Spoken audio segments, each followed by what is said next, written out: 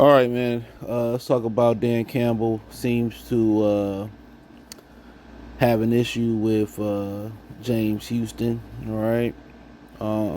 Brad Holmes loves him. Remember, he was saying during training camp that basically he can get cut, and then it came out he made the 53-man roster, and the media was saying it was a little bit over. It was a little bit overblown about them cutting James Houston. I just think this is one of the few times where Brad Holmes and Dan Campbell ain't on the same page. I think Dan Campbell wants to wash his hands of James Houston, and then I think Brad Holmes just see the potential in him. So basically, what also re-sparked, the fuel of dislike or disdain from Campbell to James Houston is when they learned that Davenport got injured, which he was born injured. You know how Bane was born in the darkness? He was born injured. Davenport is always injured. It didn't take long to see why Minnesota paid him to go away. He got injured, right? Groin injury. And when talking about filling that position, he named everybody but James Houston. Josh Pascal, which I don't even know if he suited up last week because he didn't do nothing. Levi Onwuzurike, Lee McMill, getting DJ Reader back. He said they might go out there and play some bigger defensive ends like Levi and Nazorki out there. But he didn't mention James Houston. All right.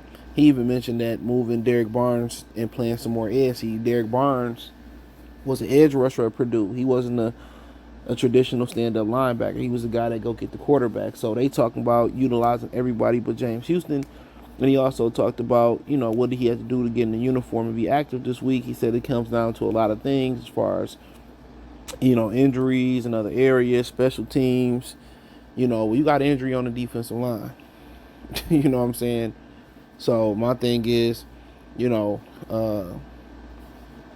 said he working his butt off, but I don't know what it is. They want him to be a traditional linebacker.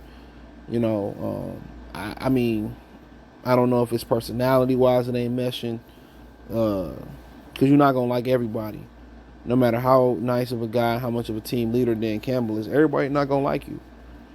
And that's a great sign of being a leader. Not everybody like you, but they're going to respect you. So you can see it's a game that can use them in. They can go with bigger defensive ends and mix in, Derek Barnes, rushing the passer as well, because that's his calling card.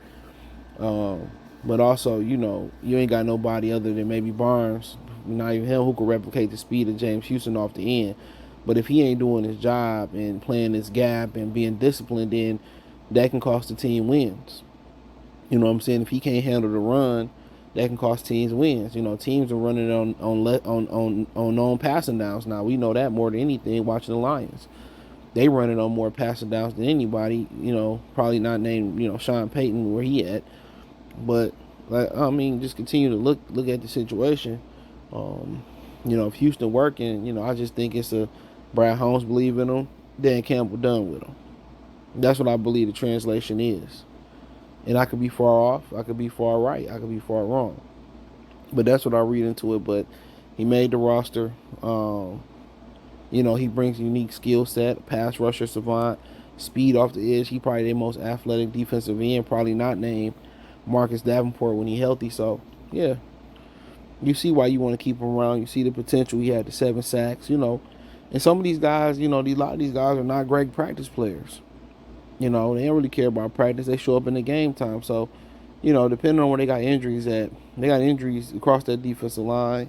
They got injuries in the receiving core, which we'll speak on that as well too. So, I definitely understand, where you're coming from, and what can you do on special teams, and the versatility. You really can't stand up as a linebacker yet. You know what I'm saying? So, a lot of that goes into it. So, you don't want to activate a guy and then you lesser at another position and you should have activated a DB or whatever. So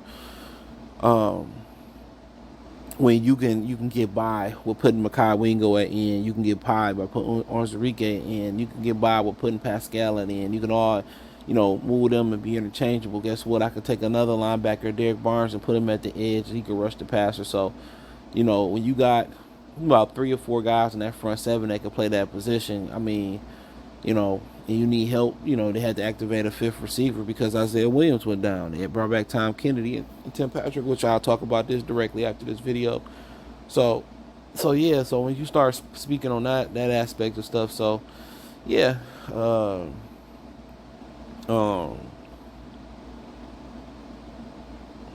So yeah, when you start looking at it from that aspect of it, man, I get it. So yeah. So you got so many guys that can do a certain job. I mean, once somebody becomes expendable, honestly.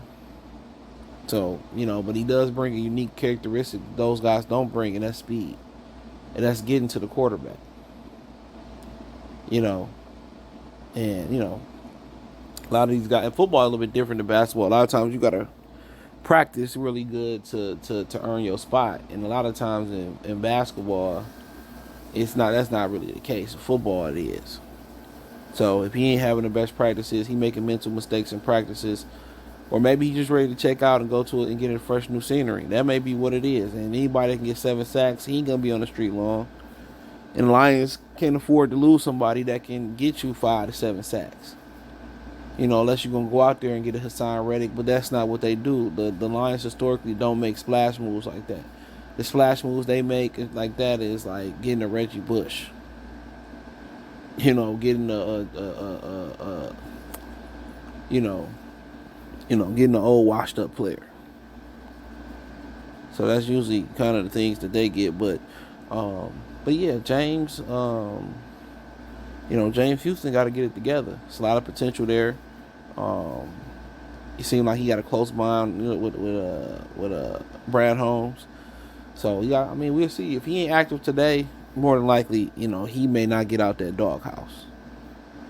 And them groins that Davenport dealing with, them are tricky though. Them are tricky. That's a real tricky injury. So he may be down for a few weeks. Knowing his history, yeah, he might be down for a few weeks. So yeah, he might be down for a few weeks with that groin injury. So um, yeah, you can aggravate them real quick. So you want to make sure that them heal as quick as possible. But you knew you couldn't count on them. He was just a bargain. He was a bargain chip. So James Houston may get an opportunity today to run off, um, with his job and not look back. To be honest, he may get an opportunity to run off with his job and not look back. Um, so yeah, we'll see. Hey, let me know what you girls and guys think. Check out Detroit Lions Talk playlist. Hit the link tree. Find me on X, Instagram, Spotify, Anchor, Cash App, Venmo, PayPal, Apple Podcasts, Spotify, Amazon Music, Kick, Twitch. Just Spotify and Anchor. I'm thinking my other channel. Check my other channel. I got all that Goodfella TV. But check out Detroit Lions Talk playlist. Appreciate the love and support. One time for the one time. Mercy Sports Talk. Boy CJ, we gone.